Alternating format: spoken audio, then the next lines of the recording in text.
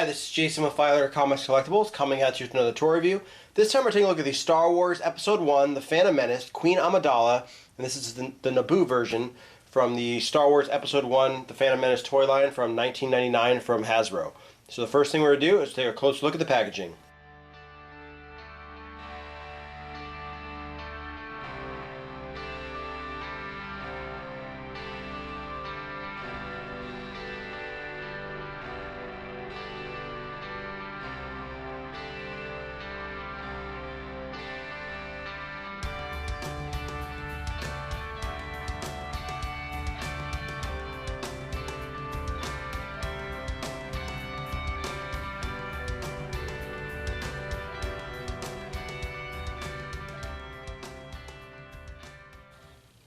So taking a look at the packaging, we have the pretty standard Episode 1 packaging. So we got the nice black and red contrast with the nice picture of Darth Maul, who was the center of the marketing plan for Episode 1.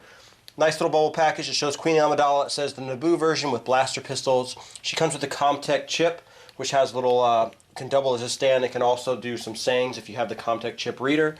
As we go to the back, kind of a little ad for the Comtech chip reader. Shows some other figures in the toy line, and it shows the different sayings that she says if you have that reader with it that you can make said with the chip. But pretty nice packaging. I really do like the Episode 1 packaging. It's unfortunate, obviously, that Darth Maul was kind of worthless in the movie. They undercut him definitely, but you know, really nice packaging, and let's get this opened up.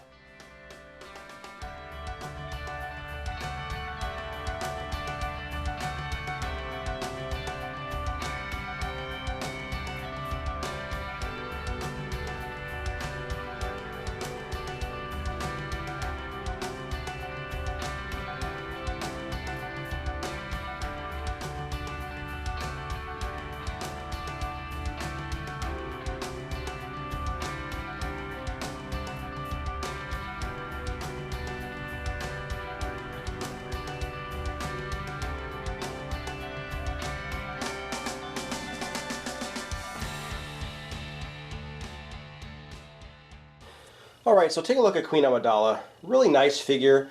Okay likeliness to Natalie Portman. You know, decent, I guess, is the best way to put it, but it's just like that with all the other figures in the Episode 1 toy line. But not too bad. So articulation, she can turn at the head, her arms can move up and down, she can twist at the waist, and her legs can move forward and back. She's got this little rubber cloak on there, but I mean, she's still got decent articulation, can rotate, you know. Not too bad. The camera's not going to pick it up because of the lights, but she's got nice rosy cheeks. She's even got like a little red highlights in her hair. I like the little bun that they put on her hair. I mean, they definitely did a good job with her as far as the molding is concerned. Another thing I really like is they have like little goldish tips to the boots. I don't know if it's supposed to be dirt or whatnot, but I think that's a really cool little look that they did with this figure. She comes with two pistols. She comes with a longer pistol, which I have in her right hand, which is right here, and then a shorter one right here. They're okay. The handles are a funny shape in the way her hands are. It's not easy to get her to hold them really well, so it's not too great of a weapons. And they're definitely thin enough where if you bend it the wrong way, you can probably break the rubber or plastic. It almost feels like rubber more than plastic. The other thing with these figures, and I've noticed this before, and I've never really said anything, is the Episode 1 figures, the plastic doesn't hold up very well.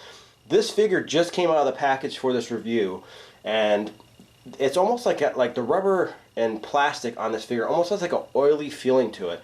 And I've noticed that before with different figures that have been unboxed and packaged, you know, air conditioning in the house, and there's just something, especially this figure, it's just got like a very oily feel to it. So whatever they made this figure out of definitely doesn't hold up very well, you know, compared to like the Power of the Force and, you know, any other toy line really in the Star Wars universe.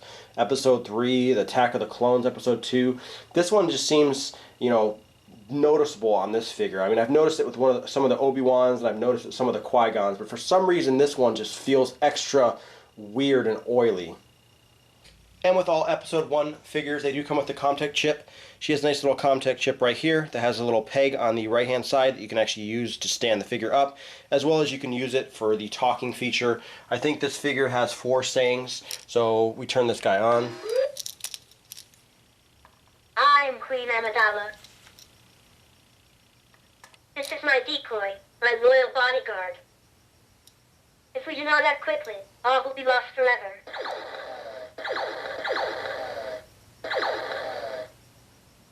I am Queen Amidala. This is my decoy, my loyal bodyguard. So you can kind of see, and I've said this before with all the episode 1 figures, it sounds like a speak and spell. I mean, some of the stuff that, she said in the movie is represented here, but not really that great. And one of the sayings hasn't been said. Now, Viceroy, there we go. This is the end of your occupation here. For some reason it skipped that one, because it did say on the package that she had 4 sayings.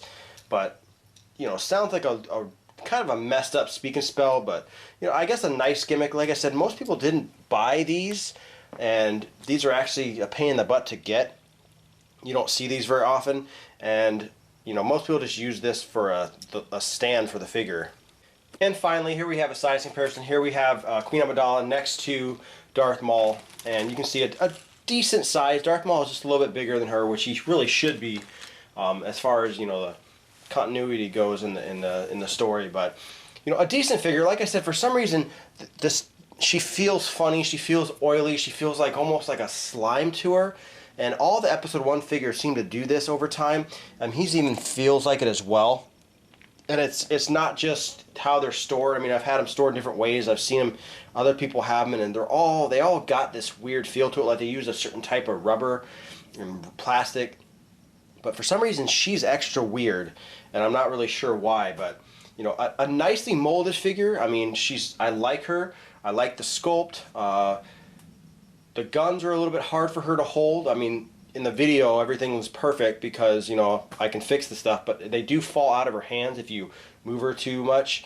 I mean, decent articulation. Some of the other figures do have an extra point of articulation, like in an elbow, when she doesn't. She just has the typical, neck, waist, arms, and legs. But not too bad. Still a nice figure in the episode 1 toy line. And this has been Jason with Violator Comics Collectibles. Any questions or comments, leave them in the comment section below. If you like the video, hit the like button, subscribe to our YouTube channel, like us on Facebook, and I'll see you guys next time.